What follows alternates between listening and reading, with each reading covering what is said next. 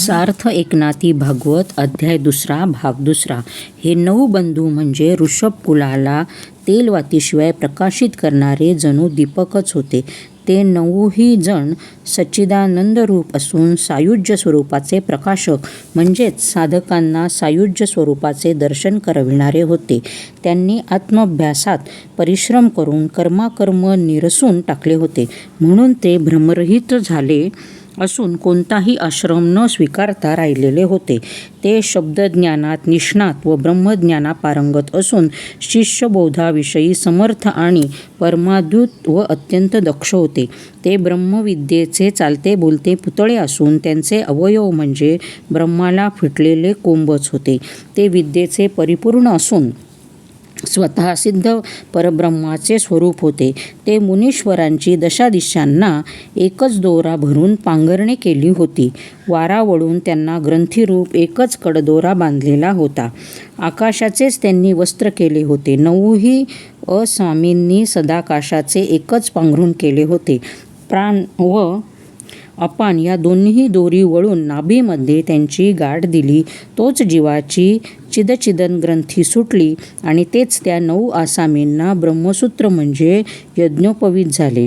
याप्रमाणे परब्रह्माच्या वैभवाने व आत्मस्वरूभावाने ते अगदी परिपक्व झाले होते. आता 9 आसामींची नावेही यथागौरव सांगतो, ऐक. ज्यांचे नाव ऐकताच काळ हा कापत कापत माघारी पडतो, त्यांच्या नामाचे स्मरण केले असता संसार डोकेच वर करू शकत नाही. हे परीक्षिती, ज्यांचे नाम घेतले असता भाविक जनांना निश्चय करून मुक्तीच मिळते, त्यांना नामाची कीर्ती तुला सांगतो, ऐक. कवी, हरी, अंतरिक्ष, प्रबुद्ध, पिप्पलायन, अविहोत्र, सुलक्षणी, दुर्मिळ, निर्दोष असा चमस व करभाजन अशा प्रकारे त्या नावांची 9 नावे होती. या नामांचे स्मरण केले असता सर्व पातकांचा नाश होतो असा त्यांचा महिमा आहे. त्यांची परमहंस स्थिती मी तुला सांगतो. ज्यांच्या योगाने ती सर्व पृथ्वी पावन होऊन जाईल अशा त्या पुण्यपूज्य 9 मूर्ती होत्या. ते 9 जरी देहाने वेगळे दिसत असले तरी भगवत स्वरूपाने एकच होते. सृष्टी असोत की दृष्ट असोत, सर्व जनांना आपणासह वर्तमान हे एकरूपानेच पाहत, कारण त्यांना असाधुत्व म्हणून कोठे काही राहिले नव्हते.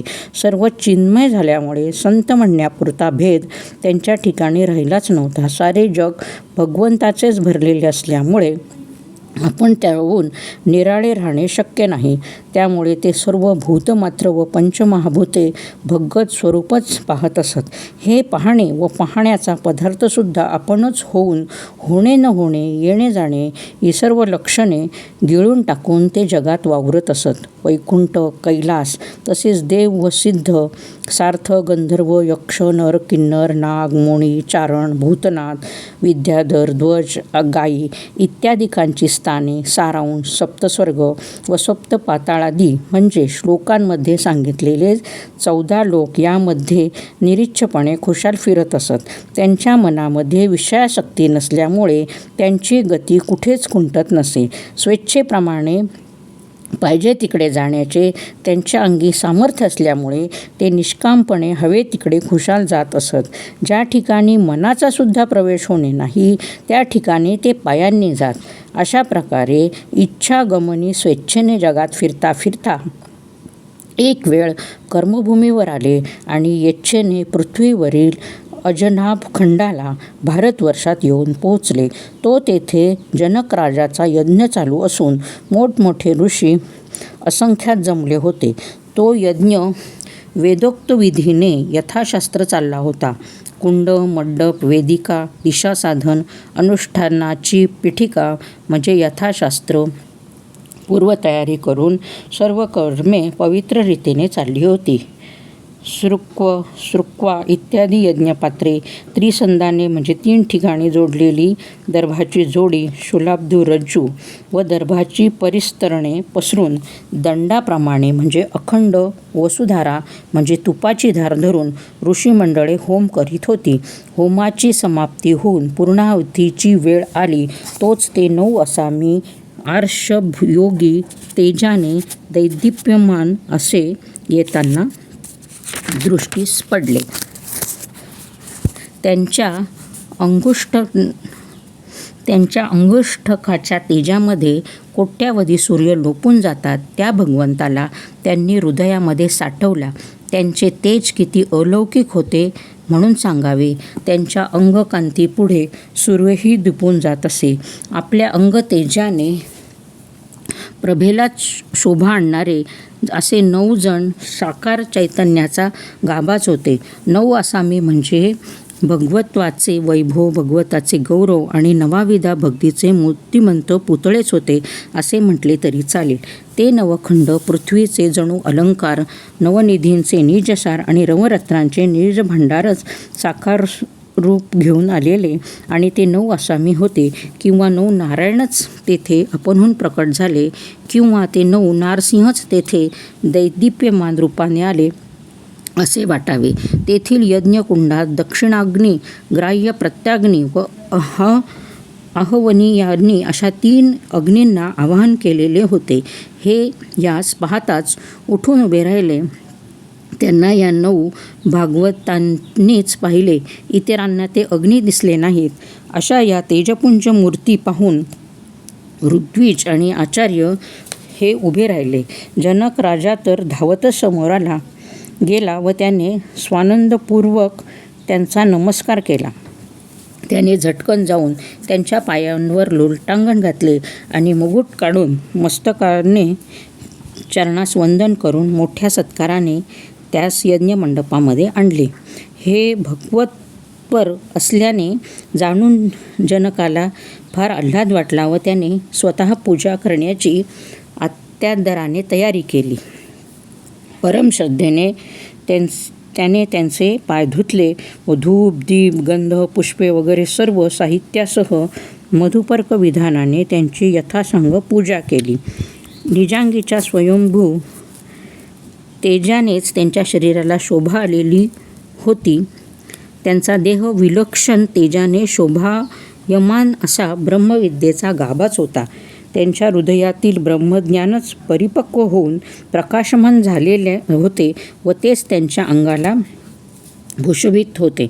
इतर भूषणे त्यांना नव्हती. मुकुट, कुंडले, सलकडी ही मूर्खाच्या अंगावर हवी तितकी असली तरी त्या अलंकाराची सारी शोभा लोपून त्याच्या अंगाला संपूर्ण मूर्खपणाचाच मात्र बाहेर प्रकट होतो.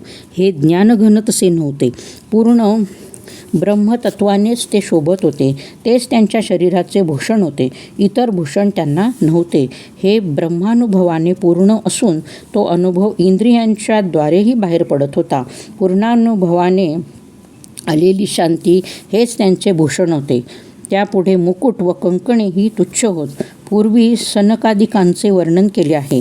त्यांच्याच बरोबरीने हे होते ते अधिक होते असे विचाराल तर त्यांच्यामध्ये आणि ह्यांच्यामध्ये मुळीच भेद नाही असे समजावे. ह्यांची गती एक, त्यांची ह्यांची स्थिती एक व त्यांची ह्यांची शांतीही एकच. खरोखर भेद म्हणून काहीच नाही. त्यांच्यासारखेच हेही सख्खे बंधू होते. त्यांच्यासारखाच बोध ह्यांचाही होता. सर्व चाल, रीत, वागणूक त्यांच्यासारखीच भेद म्हणून काहीच नाही. ते 4घे व हे 9 आसामी पण सर्वांचे ब्रह्मज्ञान सारखेच.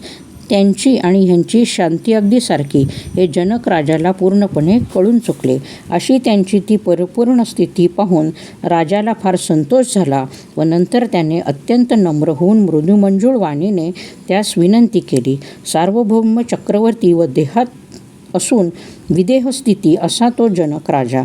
तो त्या ऋषभपुत्रांना अतिप्रेमाने विनंती करीत झाला.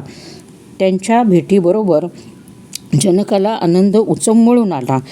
त्या विदेहाला देहा वाचून संतोष झाला व त्या सुखसंतोषाच्या भरात त्याने त्यास प्रेमपूर्वक विनंती केली. तो म्हणाला, येथे तुमचे सामर्थ्य पाहिले तर तुम्ही सारे ईश्वर स्वरूपच आहात.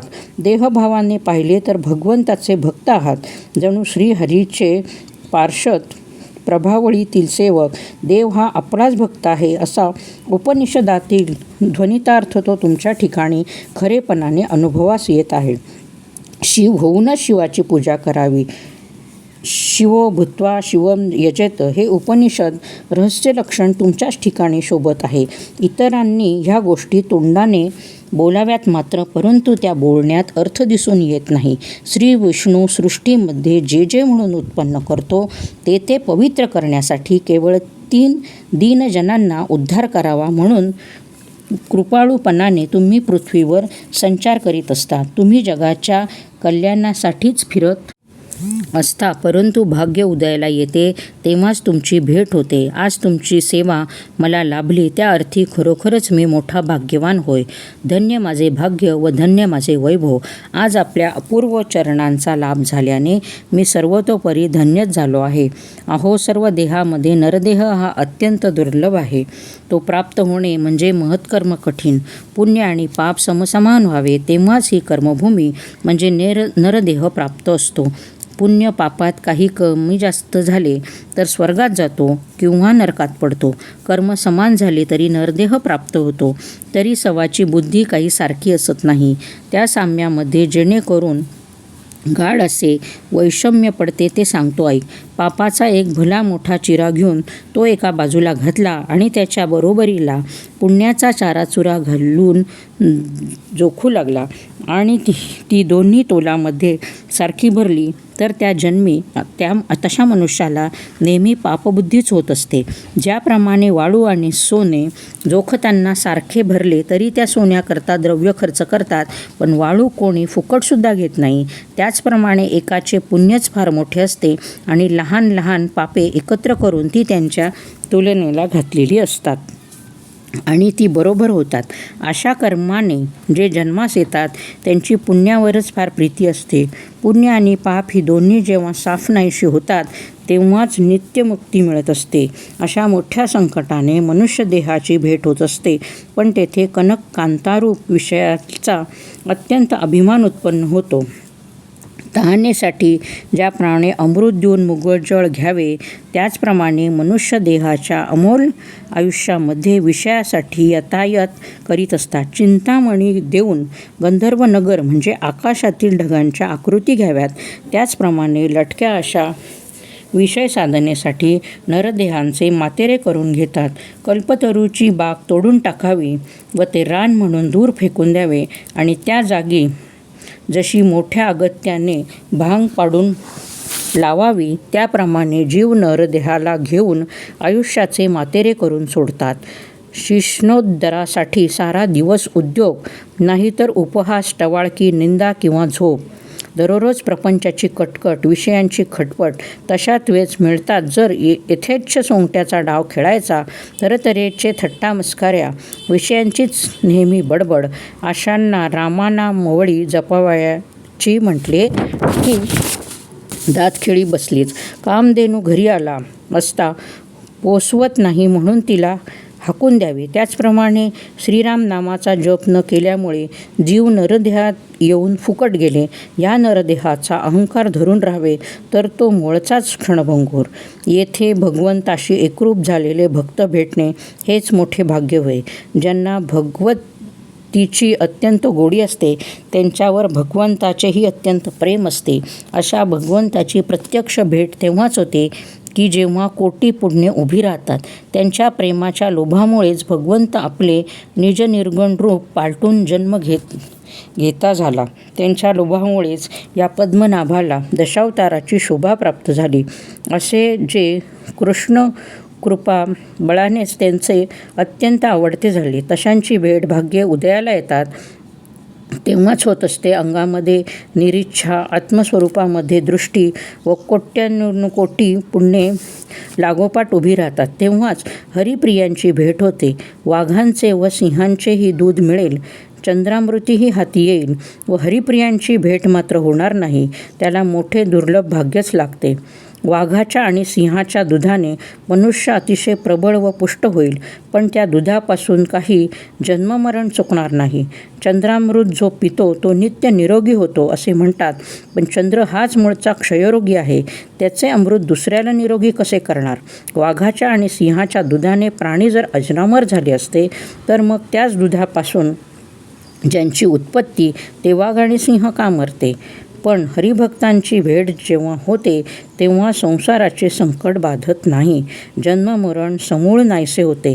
तात्पर्य त्यांची भेट होण्याला अत्यंत भाग्य पाहिजे. आज ते सर्व भाग्य माझ्या वाट्यास आले आहे, कारण मला तुमचे दर्शन घडले.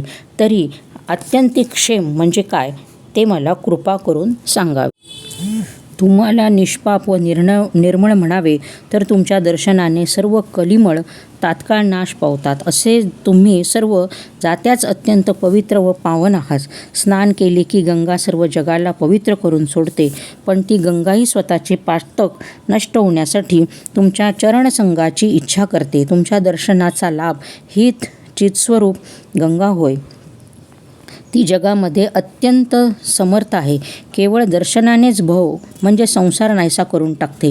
मग जन्ममरण कुठले या तुमच्या दर्शनापुढे गंगेचा काय पाड. तीर्थाच्या महिम्याची त्यांच्यापुढे प्रतिष्ठा नाही. तीर्थाच्याने संसार दूर करणे अशक्य आहे. त्यांचा नाश तुमच्या दृष्टीसंगानेच होतो. अशी अत्यंत पवित्रता आपण आपल्या दृष्टीनेच वाढवता. मी तर आज अत्यंत पवित्र झालो, कारण तुम्ही दीनदयाळ मला भेटलात. अशा पवित्र आणि कृपामूर्तीची संगती मला आज भाग्यानेच प्राप्त झाली आहे. सत्संगतीचे महात्म्य वर्णन करताना श्रुतीसुद्धा मौनवतात. ब्रह्म हे स्वतः निधर्म आहे. त्याला आपला धर्म काय ते कळत नाही. साधूंच्या मुखानेच ब्रह्माला ब्रह्मत्व येते व त्या संगतीचा महिमा फारच थोर व निरुपम होय. सत्संगाला द्रव्याच्या दिव्यासमान म्हटले तर ठेवा सापडलेला असतो व सत्संगाचा महिमा असा आहे की तो साधकांना नखशिखांत सद्रूपच करून सोडतो. चांगला असा ठेवा सापडला तर त्यामुळे विषयभोग वाढतो, पण महाराज सत्संग मात्र तसा नव्हे. तो निर्विषय निरातिशय सुख देणारा आहे. इंद्रियांशिवाय स्वानंद आणि विषयांशिवाय परमानंद प्राप्त होईल असाच तो बोध करतात. म्हणून साधूंचा महिमा अगाध आहे. सत्संग अर्धनिमिष जरी झाला तरी त्या योगे संसाराचा भंग होऊन याकरता सत्संगतीचे भाग्यवान साधक आहेत तेच जाणतात. संत चरणांच्या ठिकाणी ज्यांचा भाव आहे त्यांच्यावर त्या भावामुळेच संत आपणहून संतुष्ट होतात. अहो, संतांच्या केवळ सान्निध्यानेच संसार आपोआप वायफळ होऊन जातो. नाना प्रकारचे विकार, विषयांचा पसारा इत्यादिकांच्या योगे संसार हा तीव्रत्वाने बाधतो. त्या संसाराचा नाश करावयाला सत्संग हाच एक रामबाण उपाय आहे. दीपाची संगत प्राप्त झाली की कापूराचे कापूरपणच नाहीसे होते. त्याप्रमाणे सत्संगती प्राप्त झाली असता एका क्षणामध्ये संसाराची म्हणजे जन्ममरण परंपरेची व देहबुद्धीची निवृत्ती होते. ती तुमची संगती आज सुदैवाने मला अकस्मात मिळाली आहे. जर आपण प्राणी अत्यंतिक क्षेम म्हणजे शाश्वत कल्याण कशाने पावतील ते सांगावे. भागवत धर्मच अत्यंतिक क्षेमाचे वर्म आहे असे आपण म्हणाल तर महाराज त्या धर्माचा अनुक्रम सुगम करून मला सांगावा. भागवत धर्म ऐकण्या इतका जर आमचा अधिकार असेल तर महाराज आपण आम्हाला ते सर्व भागवत धर्म सांगावे. या भागवत धर्माची ख्याती काही विलक्षण आहे. हे जर प्रेमाने स्वीकारले तर तेणेकरून श्रीपती संतुष्ट होऊन आपण सेवकांच्या स्वाधीन होतो. आपण अजन्मा अशी ख्याती श्रीकृष्ण वेदशास्त्रांमध्ये मिरवतात, पण तोच भगवंत भागवत धर्माच्या प्रेमाकरता भक्तांचे अनेक जन्म सोसतो. अशा या भागवत धर्माला जो कोणी अनन्य भावाने शरण जातो त्याला नारायण प्रसन्न होऊन आपले सर्वस्व अर्पण करतो. आता भागवत धर्म श्रवण करण्या इतका जर माझा अधिकार नसेल तर खरोखरच मी तुम्हाला अनन्य भावाने शरण आलो आहे आणि तुम्ही सर्वजण कृपाळू आहात. आपल्या ठिकाणी भूतदया तर परिपक्व होऊन राहिलेली आहे. तुम्ही दयेचे सागर आहात. तुमच्या योगाने दिनांचा उद्धार होतो. जेथे तुमची पूर्ण कृपा असते तेथे जन्ममरण नावालासुद्धा उरत नाही. सर्व प्रकारचे अधिकार सहजच प्राप्त होतात. अर्थात तुमच्या कृपेपरते दुसरे सामर्थ्यच नाही असे निश्चयाने जाणून मी तुम्हाला शरण आलो आहे. ज्ञातेपणाची लाज काय कामाची, कारण येथे तुमच्या कृपेनेच माझे कार्य होणार आहे. अशी जनक राजाने प्रार्थना करून त्या ब्राह्मणाचे चरणरज मस्तकी धरले. जनक राजाचा हा नम्र प्रश्न ऐकून ते असामीही संतुष्ट झाले. हीच गोष्ट नारद स्वमुखाने वसुदेवाला निरूपण करीत आहेत. जो जगाची स्थिती व गती जाणणारा, जो हरिहरांचा लाडका, तो निजात्म ज्ञानाने परिपूर्ण तो नारद वसुदेवास म्हणाला, वसुदेवा, जनक राजाने ह्याप्रमाणे मार्मिक प्रश्न केला असता त्या महानुभावांचा अत्यंत संतोष झाला. ते 9 आसामीही संतुष्ट होऊन जनक राजाला धन्य धन्य म्हणाले. यज्ञातील ऋत्विजांना व सभासदांना परमार्थ श्रवणाचा अत्यंत उत्सुकता लागून राहिली. त्यांनाही योग्य अनुमोदन देऊन त्या 9 आसामींनी बोलण्यास प्रारंभ केला. जनकाचे 9 प्रश्न हा या कथेचा प्रधान विषय होय.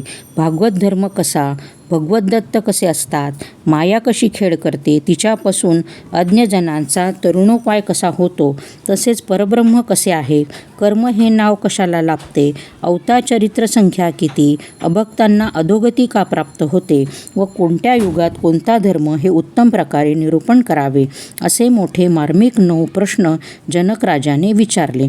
याप्रमाणे जनकाचे 9 प्रश्न होते. त्यांची 9ही आसामींनी अनुक्रमानेच दिली. त्यातला पहिला प्रश्न कवी हा सांगू लागला. राजाने अत्यंतिक क्षेम म्हणजे अत्यंत कल्याण कशात आहे हे विचारले. त्या विषयात कवी परज्ञानातच होता. त्याने अत्यंतिक क्षेमाने वर्म म्हणजे भागवत धर्म यांचे प्रतिपादन करण्यास आरंभ केला. तो म्हणाला, राजा, एक चमत्कार लक्षात ठेव. आपलाच संकल्प आपणास वैरी आहे. तोच शरीरामध्ये देहबुद्धी 3.5 हात देह, तोच मी अशी भावना वाढवून संसाराचे भय अधिकाधिक दृढ करतो. ज्याच्यापाशी देहबुद्धी असते त्याला सुख म्हणून काहीच नाही. असे लोक सुखदुःख, शीतउष्ण इत्यादी द्वंद्वाच्या संधीमध्ये आणि अधिव्याधींच्या महासागरात बुडून जातात. कारण देहबुद्धीपाशी दुःखांच्या राशिया ठेवलेल्या रात्रंदिवस 4ही बाजूंनी महाभयांची भूते त्याला झुंबत असतात. देहच मी मानणाऱ्या मानवाला चिंतेचे मोठे भय असते. त्यांच्यावर ममतेच्या द्वारा संकल्प विकंपांचा मारा सारखा सुरू असतो. देहबुद्धीमध्ये अणुरेणू इतके सुद्धा सुख नाही. असे असतानाही जे सुख मानतात ते महामूर्ख होय. देहबुद्धी ही दुःखजनक आहे. दिव्याची संगती असणाऱ्या पतंगाला केवळ दुःखच असते, तरी तो त्याला मिठी मारायला धावतो. त्याचप्रमाणे देहबुद्धी विषयांमध्ये धाव घेते. याप्रमाणे देहबुद्धी मोठी वाईट असते. ती विषयांची गोडी वाढवते. त्यामुळे महाभय उत्पन्न होऊन जन्ममरणाचे फेरे अनिवार्य होतात. देहबुद्धीपाशी इतका अपरिहार्य संताप आहे व देहबुद्धीपाशी मोठे पातक आहे असे जो जाणतो तो अनुताप धरून विषयांमध्ये तीळमात्रही गुंतत नाही. विषयांची गोडी धरली असता कोट्यावधी जन्ममरणे सोसावी लागतात. या भयाने तो विषय सोडून देतो आणि अत्यंत नियमाने इंद्रियात कोंडून ठेवतो. पण इंद्रिये ही कोंडावयाला गेले तर कोंडून घेत नाहीत. विषय सोडू नये म्हटले तर सुटत नाही. पुन्हा पुन्हा उपद्रव द्यावयाला येतात. याकरता वेदाने हरिभक्ती प्रकट करून ठेवली आहे. तिच्यामध्ये इंद्रिये कोंडावी लागत नाही व विषयासक्ती आपोआप थांबते. हे राजाधिराजा, एवढे अद्भुत सामर्थ्य हरिभक्तीमध्ये आहे की हे पक्के लक्षात ठेव. योगी लोक इंद्रियांना कोंडून ठेवतात तर भक्त लोक तीच इंद्रिये भगवंताच्या भक्तीकडे लावतात. योगी जे विषय टाकून देतात तेच भक्त लोक भगवंताला अर्पण करतात. योगी विषयांचा त्याग करतात, पण त्यामागे देहाला दुःख होते आणि भक्त हे तेच विषय भगवंताला अर्पण करत असल्यामुळे ते नित्यमुक्त होतात. कोणी विकल्पी लोक हे शक्य नाही असे म्हणतात, पण याकरता येथे कायेन वाचा हा कृष्णार्पण दोदक श्लोक मानला जातो. घरदार बायकांमुळे आणि प्राणसुद्धा भगवंताला अर्पण करावे, हाच पूर्ण भागवत धर्म आणि याचेच नाव मुख्य भजन होय. आता 11ही इंद्रियांच्या वृत्ती भगवत व्यक्तीकडे अशा लावायच्या की ते, हे राजा, तुम्हाला संक्षेप रीतीने सांगतो ऐक. मनाने हरीचे ध्यान करावे, कानांनी त्याची कीर्ती श्रवण करावी, जिभेने नामस्मरण करावे आणि रात्रंदिवस त्यांच्या कीर्तनामध्ये मग्न असावे. हातांनी हरीचे पूजन करावे, पायांनी देवालयात जावे, नाकाने निर्माल्य तुळशीचा वास घ्यावा. जो मस्तकावर नित्य निर्माल्य धारण करतो आणि पोटात चरणचिन्ह व हरिप्रसाद साठवतो त्याला पाहून संसारभय लांब पडते. वाढत्या सद्भावाने व चढत्या प्रेमाने ज्याला श्रीकृष्णाचे भजन अखंड घडते त्याला संसाराचे बंधन उरत नाही. सर्व भयांमध्ये भवभय अति दुर्धर, तेही बिचारे हरिभक्तीपुढे केवळ पामर होऊन जाते.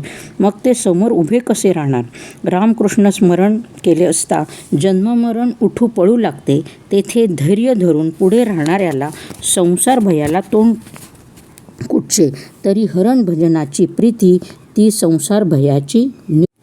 याप्रमाणे भगवती ही परमनिर्भय होय असा आमच्या बुद्धीचा निश्चय आहे. तू पक्केपणे जाण की आमचा कृतनिश्चय आहे व याला देह, वेद, शास्त्र, पुराणे साक्षी आहेत. तात्पर्य सर्व प्राण्यांना सर्वोपरी भगवतजन हेच निर्भय स्थान आहे. वेद, शास्त्रे, पुराणे ही बाजूला राहोत, पण प्रत्यक्ष श्रीकृष्णाने आपल्या मुखाने हेच सांगितले आहे की मी सर्वतः भक्तीचा अधीन आहे. यावरून भगवंताच्या वाक्यात भक्ती हीच प्रधान होय. इतकेच नव्हे तर प्रत्यक्ष श्रीकृष्णांनी आपले चारही हात उभारून निजात्म प्राप्तीचा उपाय सांगताना भक्त्याहमेकया ग्राह्य म्हणजे एका भक्तीनेच मी वश होणार आहे असे एकदम सांगितले आहे. वेदशास्त्र व्युत्पत्ती ज्यांना नाही अशा अज्ञानी जनांना परमेश्वर प्राप्ती सुगम होऊन त्यांना ब्रह्मस्वरूप होता यावे म्हणून देवानेच ही हरिभक्ती प्रकट केलेली आहे. वेदशास्त्र पठण न करता जडमूड कोण तरले असे म्हणाल तर उन्मत्त गजेंद्राचा उद्धार झाला आहे. परीक्षितेचे गर्भामध्ये संरक्षण झाले आहे. अंबारीशाचे गर्भवास चुकवायला भक्ती हीच कारण झाली आहे. अहम भक्त पराधीन म्हणजे मी भक्ताच्या स्वाधीन आहे असे आपल्या तोंडाने नारायणाने म्हटले आहे. या भगवतीने वनचर वानर किती तरले कोण जाणे. अस्वलांचा उद्धार व्हावा म्हणून भगवंताने विवरात जाऊन जांबवंतीला भक्तीमुळेच वारिले. पुन्हा हे लक्षात आण की केवळ अविवेकी असे गवळी, गोंधणे व गोपाळ हे कृष्णाचे सगळे संगडी ते सुद्धा प्रबळ अशा अनन्य प्राप्तीमुळेच उद्धरून गेले. शास्त्रविरुद्ध अविवेकामुळे जार भावनेने का होईना श्रीकृष्णावर अत्यंत प्रीती ठेवल्यामुळे गोपी किती उद्धारल्या त्यांची तर अगणितच नाही. अनेक प्रकारचे शास्त्रे वगैरे न पडता सुलभ उपायाने ब्रह्मप्राप्ती व्हावी आणि दुबळींचीही निश्चितपणे तरुण जावी म्हणून भगवंतांनी आपली भक्ती प्रकट केली. राजा हेच हे भागवत ज्या मुखवित्वे करून भक्तीच प्रधान आहेत. शुद्ध भावाने भगवतजन केले असता अज्ञानी लोक उद्धरून जातात.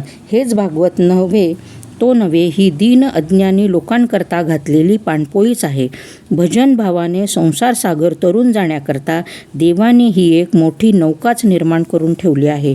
भजन भावाने जे या भागवत रूपी महानौकेत बसून निघाले त्यांना भजन स्वभावामुळे संसार भयाचे हेलकावे खावे लागत नाहीत. श्री शूद्रादिक सारे ह्या नावेत घालून एकाच खेपेने भजन भावाने पलीकडच्या तीराला नेता येतात. भावबळाने ह्या नावेला वल्लवू लागले असता कर्माकर्मरूप क्रूर जळाला तोडून निजबोधाच्या प्रवाह दिशेने ती एकाच वेळेला नेऊन पैल तीरास पोचवते. वैराग्याचे नावाडी चौकडे अढळ बसलेले असल्यामुळे विषयांचे खडक चुकवून ते अलगद येऊन तीराला पोहोचवतात. संचित क्रियमांच्या लाटा मोडून नीट रस्त्याला लावतात आणि प्रारब्धाचा साठा संपवून आत्मस्वरूप तटाला पोहोचवतात. यामध्ये काही न्यूनाधिक्य झाल्यास गुरुवचन सांभाळून घेते. नाव तीराला लागत असता भूतदयेच्या दोराने आत्मनिर्धाराने ओढतात. तेव्हा सपाट्यासरशी ती नौका परप्राप्त तीराला लागते. सर्वांना एकदम परतीराला उतरवतात आणि मग आत्मसाक्षात्कार झाल्याचे पुनरावृत्ती खुंटून ये जा करावे लागत नाही. एक भाव धरला की पुरे. मग बुडणे म्हणतात मिथ्या होऊन जाते. मग हे पोचवावयाचे म्हणतो ते स्थानच हा आपण होऊन बसतो. येथे पोचल्याशिवाय तरावयाचे आणि प्रयासाशिवाय प्राप्ती व्हावयाची अर्थात सुखोपायाने ब्रह्मप्राप्ती व्हावी म्हणून नारायणांनी भक्ती प्रगट केली आहे. भागवत धर्माची स्थितीच अशी आहे की त्याने सळीभोळींची संसार समुद्र तरून जातात. सुलभ रीतीने ब्रह्मप्राप्ती कशी होते तेच आता श्लोकार्थामध्ये स्पष्ट करून सांगतात. ज्याला श्रुती समृद्धी समजत नाहीत पण केवळ भक्तिभावानेच ते भगवत धर्माला म्हणजे भागवत धर्माला अनुसरतो त्याला विधिनिषेधांची बाधा होत नाही. स्वप्नात सुद्धा प्रमाद घडत नाही. सप्रेम सद्भावाने जर भागवत धर्माचे आचरण केले तर त्याला कर्माकर्म बांधू शकत नाही. त्यांच्या भक्तीनेच पुरुषोत्तम सदा सर्वथा संतुष्ट असतो.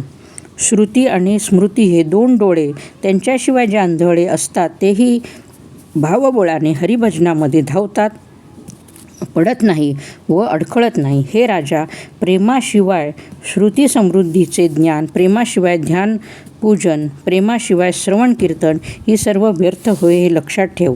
आई पाहिली की मूल डोळे झाकून तिच्याकडे धाव घेते व धावेबरोबर आईही पण तितक्याच प्रेमाने धाव घेऊन मुलाला झेलून घेते. त्याचप्रमाणे भक्त भगवंताला सप्रेम भजतो.